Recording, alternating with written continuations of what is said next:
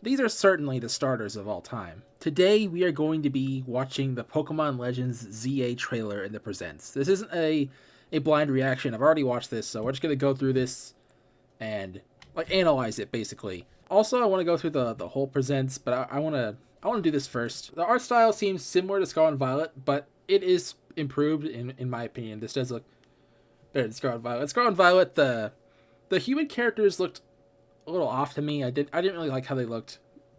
They've been improved in this game from the looks of it. And there's a new prison tower, which is probably going to be very relevant in the story. And there's the starters.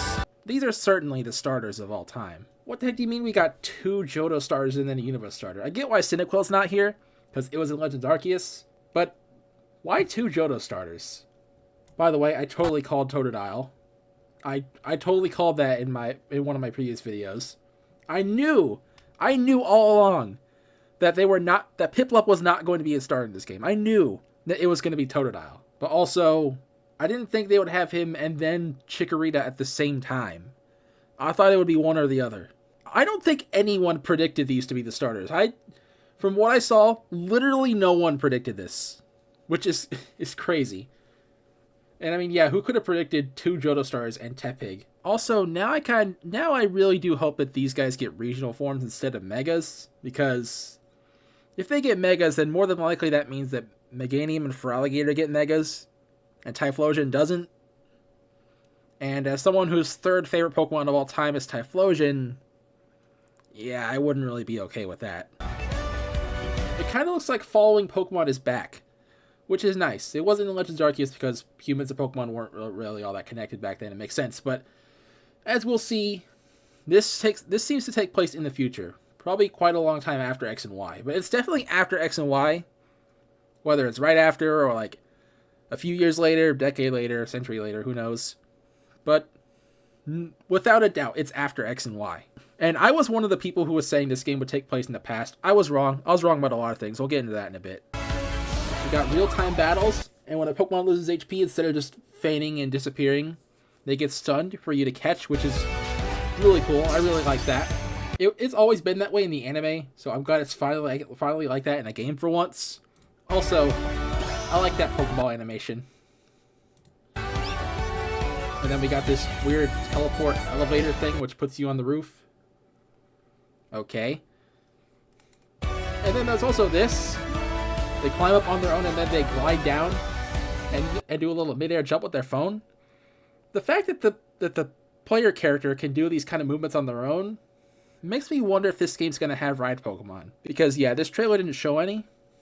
So, no idea if this game's going to have ride Pokemon or not. Yeah, most games have had them since they were introduced, but Sword and Shield didn't, so it's not out of the question for a game to exclude them. It's happened before. And then we can see here, real-time battles, where you and your Pokemon gotta move out of the way and position your attacks. It's awesome.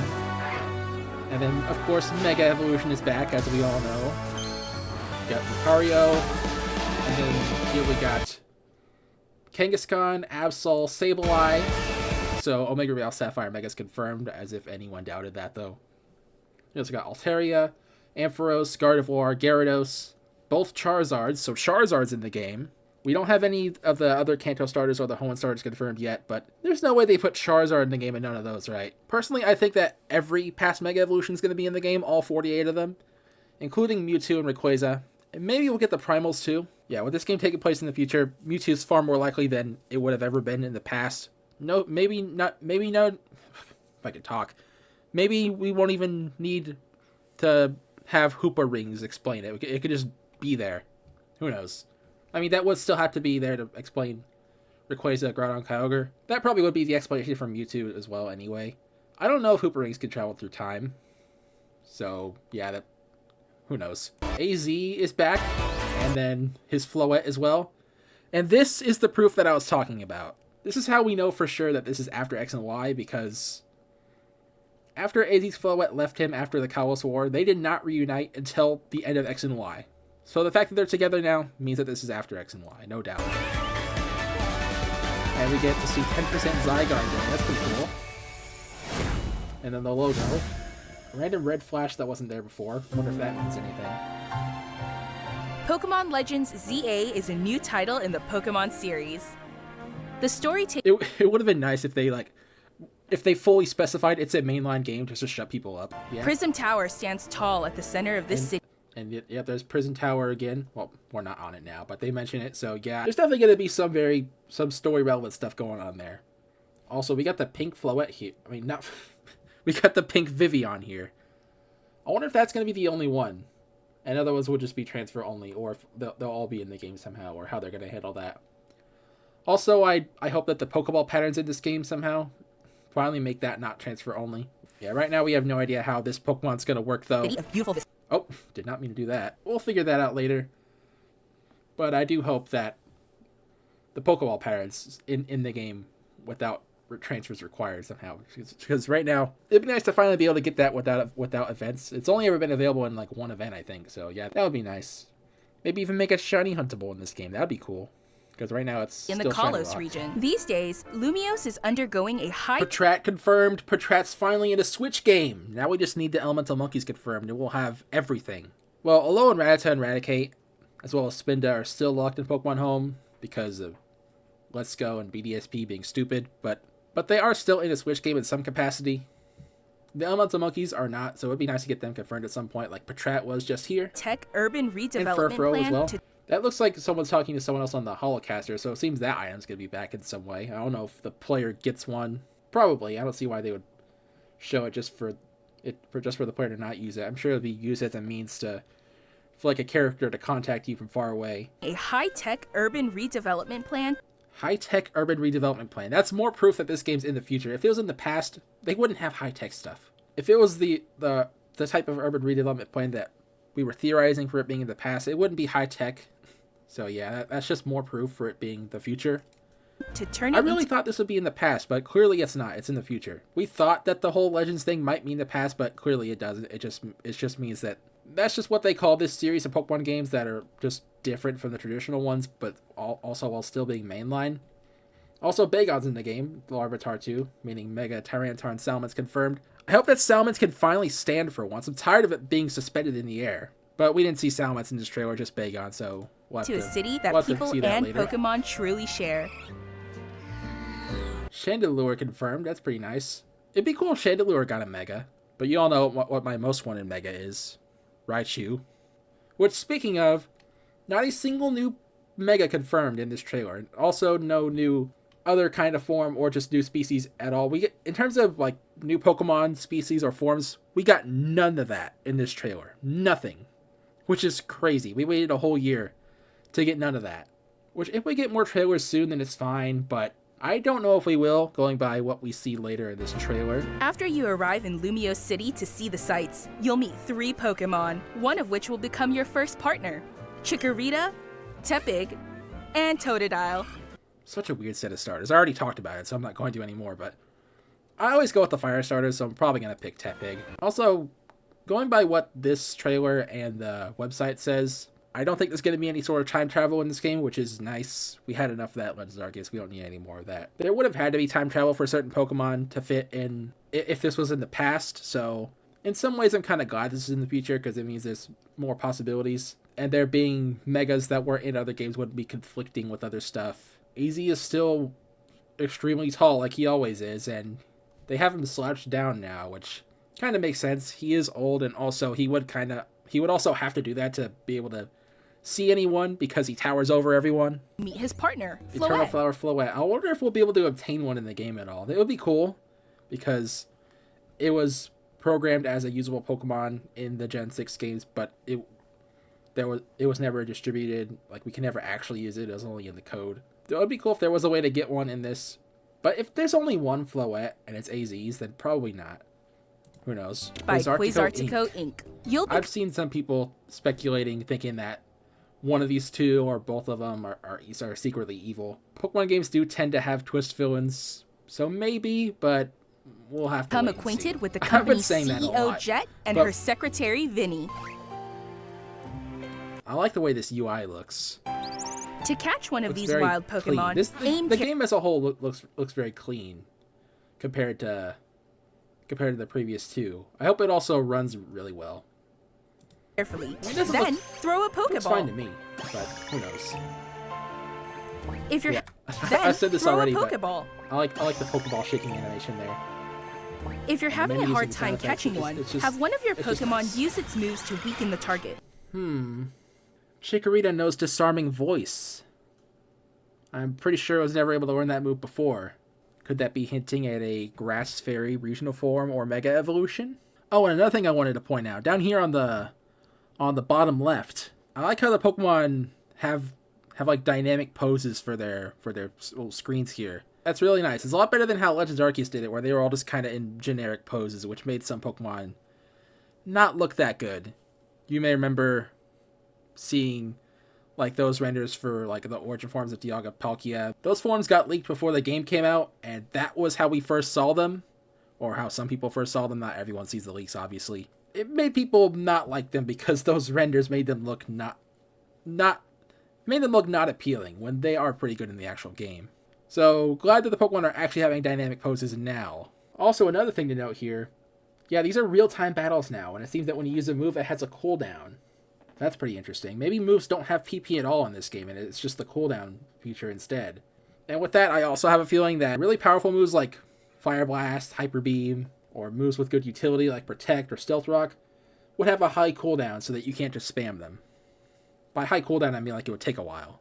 While weaker moves like Leafage or Razor Leaf or Disarming Voice would have very short cooldown times so you could use them again shortly after they're used once. I really like the battle system in this game. Here to catch.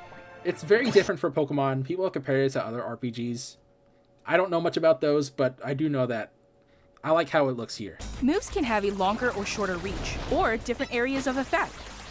So choose your timing. Different areas of effect as well, which means that some moves do only target one Pokemon, or maybe they always target one Pokemon, but they have a wide area of, some moves will have a wide area of effect, so that if there's other Pokemon near them, then it would damage them too, which we actually see that later in this trailer. And positioning carefully to gain the upper hand. Also you can use Protect, like if you use it right as a move is coming out. So choose your timing and positioning carefully to gain the upper hand. Take damage. That's pretty nice. Oh, and there's also those. So choose your timing and positioning carefully to gain the upper hand.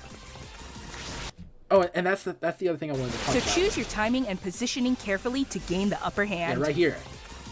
Hippowdon uses Stealth Rock, and then Talonflame uses Flame Wheel, which that alone is interesting. I'm pretty sure it was never able to run Flame Wheel before. But the Stealth Rocks are set up, and then Talonflame runs into it with the Flame Wheel, and then takes damage.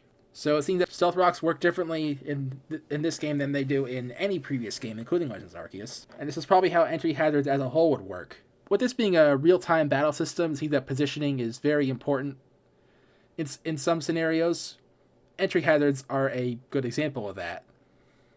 Instead of a Pokemon just taking damage from them when they're sent in, instead the hazards are placed on the battlefield, and a Pokemon only takes damage if they make contact with it. That's interesting. Also, there's a lot of moves here in this trailer that were not in Legends Arceus, like Heavy Slam, Roar. We saw Protect earlier as well. Lead your partner Pokemon through battles and dodge. You can finally use the most overpowered move from the anime, Dodge. In general, this is the most like the anime that the battle system's ever been in a mainline game, which is pretty cool. More moves here that weren't in Legends Arceus, like Screech, Sand Tomb, and Dig. Incoming attacks.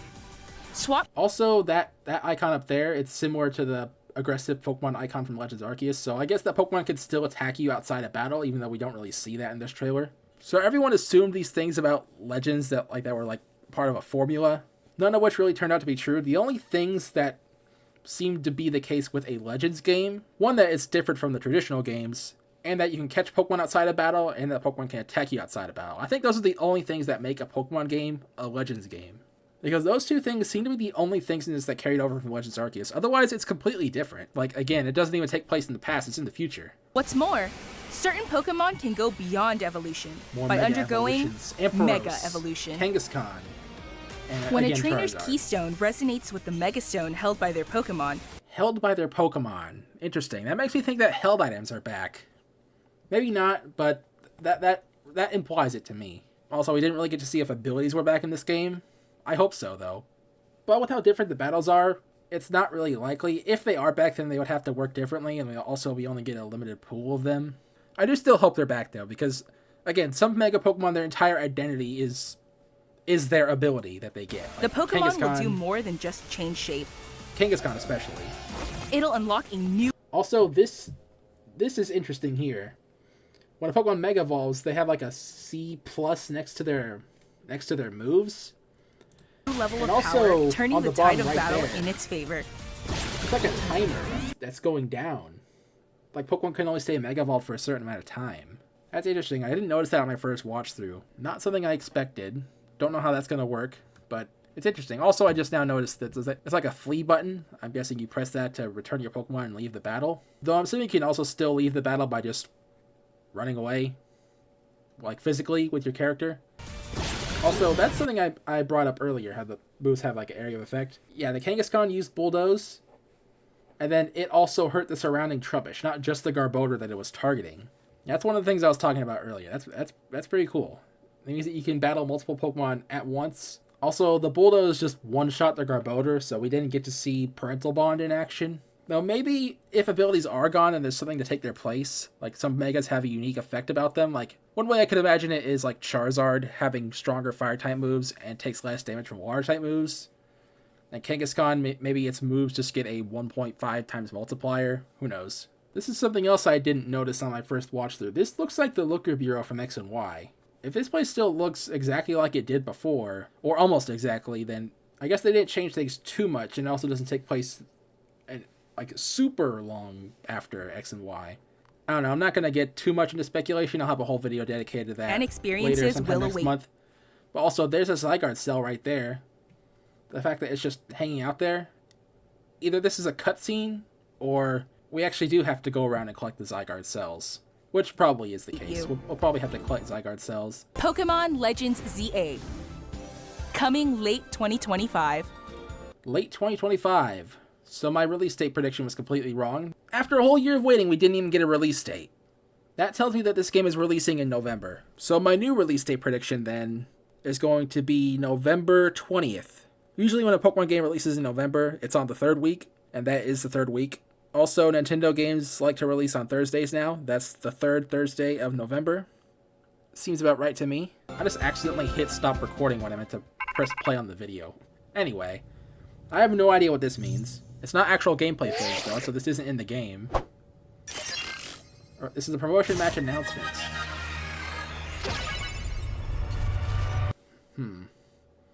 This makes me think that something's happening at Prism Tower. Some kind of, well, they say promotion match, so maybe there is a Pokemon League in this game. After all, it is modern day, so there would have to be a Pokemon League. So maybe that's part of the story and it takes place in Lumiose Tower. That would mean there's no longer a gym there. Also, it's Prism Tower, not Lumiose Tower. But yeah, that's all I really have to say about that. And then it just ends.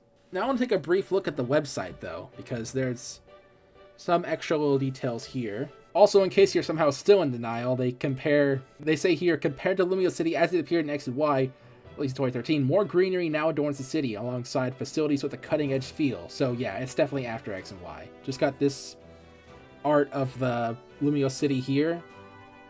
I don't think we'll get to go outside of the city at all. Which again, if that's true, this city is going to have to be massive.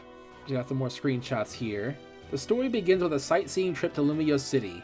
So this game does not begin like Legends Arceus at all. There's no time travel shenanigans. And then they stay in Hotel Z, owned by AZ.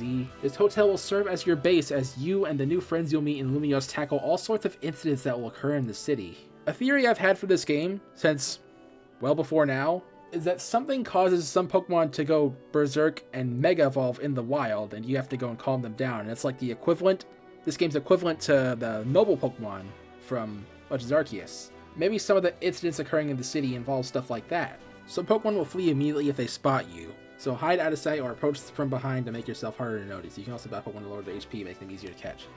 So it seems that there's still stealth mechanics in this game too, even though the trailer didn't really show it. Pokemon series first, Pokemon and trainers take action in real time during battle. So yeah, without a doubt, these truly are real-time battles for the first time.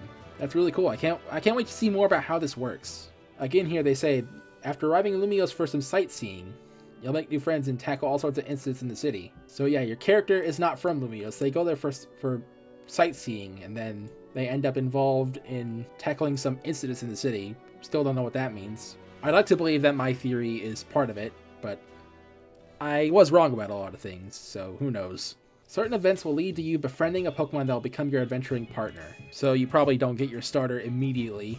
I mean, I feel like definitely within the first 10 minutes, but it could take a while, like in Sun and Moon. I also wouldn't be surprised if this game has a long tutorial.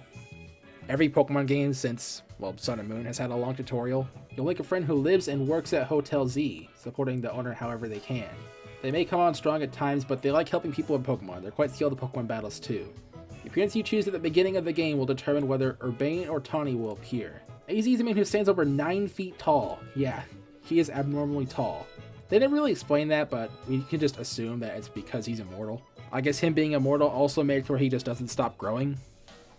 He's the owner of Hotel Z and claims to be 3,000 years old. He quietly harbors a strong determination and will.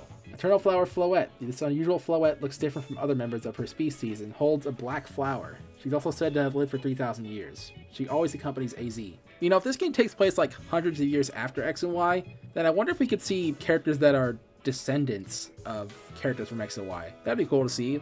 Just like how in Legends Arceus we got ancestors of existing characters. If that were the case, I wonder if these characters would be descendants of anyone. I can't really tell just by looking at them, but maybe someone has some ideas.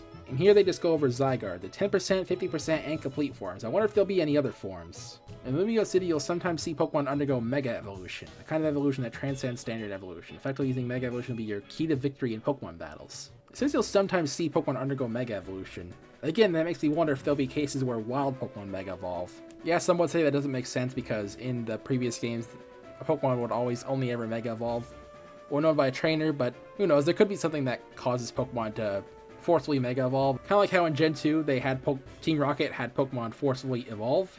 Also, some dex entries from Sun and Moon on Mega Evolutions talk about how Mega Evolution can like hurt them or cause them to go berserk, some stuff like that. My little headcanon theory is that that only happens if a Pokemon Mega Evolves and doesn't have a strong bond with their trainer. Like back in X and Y, they said that a strong bond was required, and I take that as not literally, but it is required for a Pokemon to not be in pain or go berserk when they Mega Evolve. So if a Pokemon has a strong bond with their trainer, then they can Mega Evolve with no issues. And again, we're not limited to just the ones from X and Y, because Sableye and Altaria are here. I still really hope we get new ones. It's still very surprising to me that we didn't get even one new Mega revealed. I guess we'll have to wait for that. And since this game comes out late 2025, which here they just say 2025, but in the trailer they said late 2025, so that's what it is. Because of that, that makes me think that we'll have to wait another several months to see more gameplay of this game, which I'm not sure how I feel about. We waited a whole year just to get no new forms, no new Pokemon, no release date, and now we gotta wait again. But whatever. I don't mind at all the game coming out late 2025, by the way. We'll wait as long as we need to, if it means that we don't have another Scarlet and Violet situation on our hands. It just makes me wonder why they even bothered revealing this game in 2024 if it's not going to come out until November 2025. Like, what was the point? The only thing I could think of is that they knew they were revealing Pokemon Champions in 2025, and they didn't want one to overshadow the other. That's what I think. That's the only possible explanation I could see. Speaking of, let's now go over the presents as a whole. I'm not going to watch any of it, we're just going to skim through it, and update my bingo board along the way. They start with Pokemon Concierge, which nothing about that was on my bingo board, so whatever. And then they go over Pokemon Go, which that's a bingo spot. They also go over Pokemon Masters and Pokemon Cafe, Pokemon Sleep, Pokemon Unite. Let's go ahead and update those as well. We got Cafe Remix, Pokemon Unite, Masters, Sleep. Oh, might as well mark the free space while we're here. They go over TCG Pocket, as well as the actual TCG game, like the physical one. So let's get those off the bingo board as well. Where's TCG Pocket? There it is. And then after that, they show us some stuff on Scarlet and Violet, Mystery Gift, Mass Outbreaks, 7-star raids, which that was a spot on my bingo board as well. After that, they go over the new spin-off game, Pokemon Champions, which is a battle simulator game, kind of similar to Stadium and Battle Revolution, which I've wanted something like this for a while. I feel like this always made way more sense than having the competitive scene being stuck in the mainline games. It also has both Megas and Terrestrialization, which is pretty cool. It also has Pokemon Home connectivity, so you can take your Pokemon from your mainline games and put them in here to battle with them, which again is a lot like Stadium Battle Revolution. So honestly, all this needs to be a perfect Pokemon game is to have a single player campaign kind of like Coliseum or XD. If it has something like that, 10 out of 10. but it's probably not going to. If anything, it would have single-player content like Stadium or Battle Revolution. Battle Revolution didn't have anything beyond the battles, no minigames, no single-player campaigns. So this is basically going to be a Battle Revolution 2. Speaking of which, that marks off a new spin-off and this spot, because it's a Stadium Battle Revolution-like game. And then they just go over the fact that Latin American Spanish is going to be in the series now, and they talk about this for a while, so I think that is enough for me to count the filler spot in my bingo. And then after that, it's just the Legends Z-A trailer, which in that we get no new Mega Evolutions, but we do get gameplay. No mention of the Switch 2, so can't confirm or deny this. The starters get revealed though, and that's it for the bingo board. No bingo, as I expected. I posted this on my Twitter as well, and I said that it's guaranteed to not get a single bingo, which, yeah, I was right. Because as we can see here, this is what it ended up being. Obviously, we did not get any mention of Pokemon Ranger, Pokepark Detective Pikachu, Mystery Dungeon. No mainline games on Switch Online either. No new Megas. No new Evolutions. No mention of Switch 2. No Generation 10. No Let's Go. And surprisingly, no merch updates either. Unless there is, and I'd somehow just skip past it, but I'm pretty sure there's not. Just editing this part in real quick, I wanted to go over the various polls that I posted in my community tab about this game. The first three here are, who should the starters be for Legends Z-A? For this one, nobody voted for Chikorita until we ended up getting. I wonder how you guys feel about that. For this one, Litten got the most vote, which is surprising. I thought it would be Score Bunny. Not that it matters though, because Tepig is who we got. And then for the water type starter, Totodile won, and that's who we got. Which is also surprising that Totodile won. I assume Piplup would. But I guess the people who see my posts don't completely overlap with the general community. And then the rest of these polls are all about who should get Megas. Obviously none of these were confirmed or deconfirmed in the trailer. But here we got which Gen 1 Pokemon deserves a Mega. Dragonite won. I mean, in my opinion, Raichu deserves it the most. I could see why people wouldn't want Arbok or Jinx, because yeah, it would be better if they just got regular evolutions. But come on, I know the other pseudos got Megas, but Dragonite's already strong. Raichu, I mean, it's decent and competitive from what I've heard, but still, it's overshadowed by Pikachu. It needs something. The Alola form doesn't count. I mean, come on, what does that do for regular Raichu? Yeah, that's right, nothing. But I also did a part 2 for Kanto, because there's over 150 Pokemon. This was between Golem, Machamp, Butterfree, Victory Bell. Machamp won. I honestly have no feelings one way or the other on any of these. I just put these here because Golem and Machamp are the other two trait evolutions that didn't get Megas in the original games. Because, you know, Alakazam and Gengar got Megas, but the other two trait evolutions from Gen 1, Golem and Machamp, well, they didn't. They did get other forms later. Golem got a Alolan form, Machamp got a Gigantamax, but still, it'd be nice to see either of them get Megas at some point. Butterfree also got a Gigantamax, but back in Gen 6, Beedrill got a Mega while Butterfree got nothing. So that's why I put it here in the Victory Bell. It's just a Gen 1 Pokemon that I think it'd be cool to get a Mega, and it is already confirmed for ZA, even before the second trailer it was confirmed. And then the Gen 2 poll, one with a tie between Skarmory and Kingdra. Both of these are equally deserving of Megas in my opinion. I would like both of them to get Megas. Skarmory is one of my favorite Pokemon, it's in my top 5, so obviously I wanted to get something. And Kingdra is just a cool Dragon-type Pokemon that has kind of underwhelming stats, so it'd be cool to see it get something. Quagsire, a little upset no one noticed the intentional typo there. And then Slowking, obviously, because Slowbro got a Mega and it didn't. So it's only fair if Slowking does. And then Gen 3, yeah, obviously Flygon won the poll. But yeah, Flygon, Milotic, Walrein, Exploud, in my opinion, they all deserve Megas. Flygon most of all, but it'd be nice to see the others get Megas as well. Oh, I should also go over if any of these Pokemon are confirmed to be in ZA right now. Out of these 4, Jinx is the only one that's not. The other 3 are already confirmed. And then out of these 4, only Victory Bell is confirmed right now. Who knows if any of the other 3 would even be in the game, let alone get a Mega. Out of these 4, once again, none of them are confirmed. Though Slowking probably will be in the game, because I assume all the Megas will be. And then once again, out of these 4, none of them are confirmed right now. But I would like to see all of them get a Mega. Or at least Flygon. Now on to Gen 4. Luxray won the poll, but the other options were Magnezone, Weavile, and Frostlass. Frostlass for the same reason as Slowking. Glalie got a Mega and it didn't, which is kind of not fair, so Frostlass should get one. That is my pick, though I would also like to see Luxray and Magnezone get Megas. Also, none of these are confirmed to be in the game right now.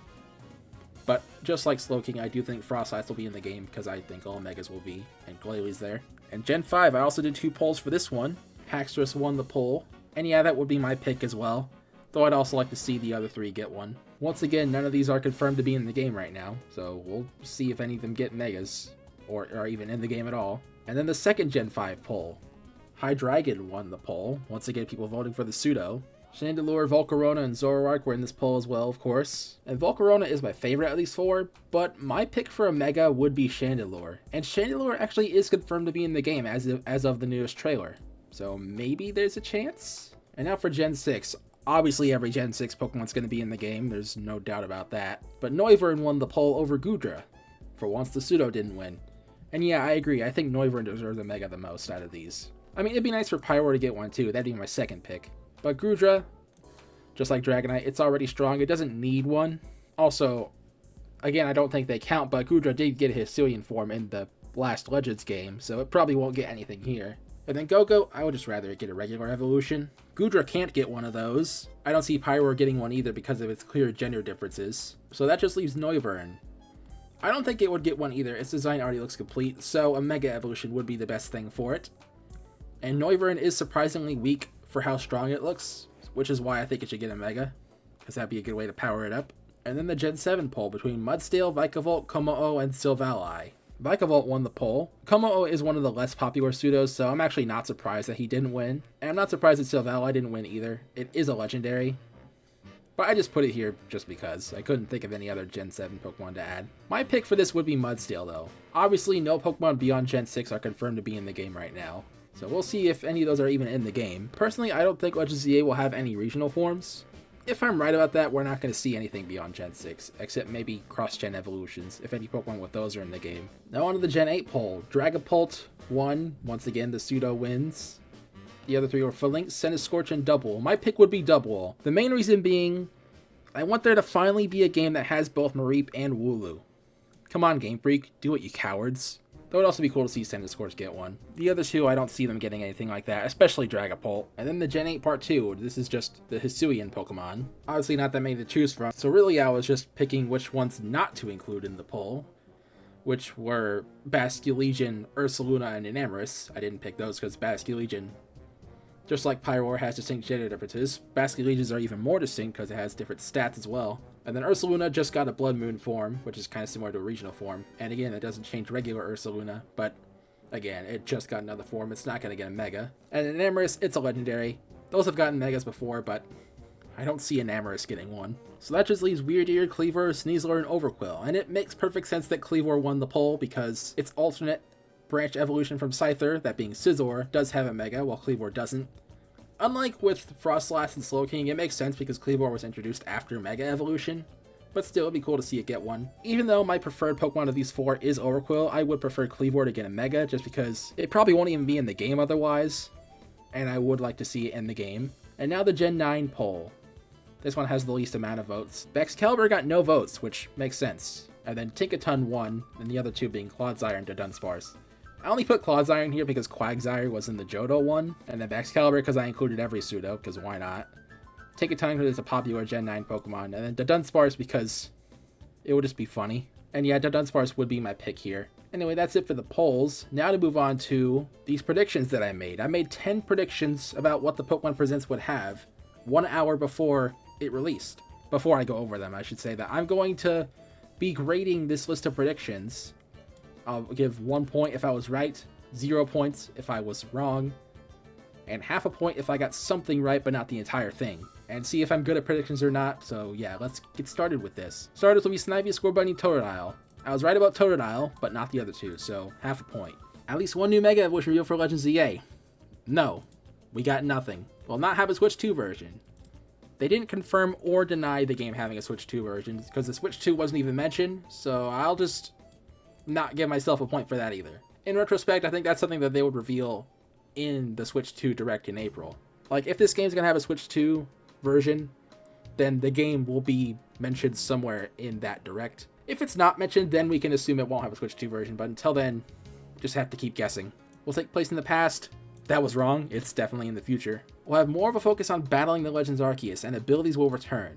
Abilities were not confirmed or deconfirmed, but it does have more focus on battling, so again, I'll give myself half a point. Coliseum Remake will not be announced. That's my first fully correct prediction. An easy one to get right, for sure. And this one as well. No Gen 5 remakes or Gen 10. At least 50% of the presents will be mobile games. That is true, I believe. I mean, I didn't count, but we had all those mobile game announcements in the beginning after Concierge. And then Pokemon Champions is also a mobile game, and they spent a decent amount of time on that.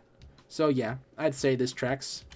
Another point, a brand new spin-off game revealed or teased. And then I put possibly developed by Creatures Inc. Because of that, I'll give myself half a point because, yeah, we got a brand new spin-off revealed. But it's not developed by Creatures Inc. Well, then again, I did say possibly. I didn't say, oh, it's going to be developed by Creatures Inc. I said it might be. You know, how about this? Collectively, between this being partially right and the Switch 2 not being mentioned for this one, I'll collectively give a point between those. And then my last prediction, at least on the 3rd week of June, so 19th or 20th, that was wrong. It's not releasing in June. They said late 2025, so probably November. Definitely not June. Also, because it's releasing in November, this time frame is probably when we're going to get the next trailer. So my overall score for predictions in this is like 50-50. Anyway, that's all I really wanted to talk about in this video. There are some other things I want to go over, but I'll make a dedicated scripted video for any more things I want to say. For now, that's going to be it, and I'll see you all in the next video. As for this trailer, it was good, but was it worth the whole year-long wait? No.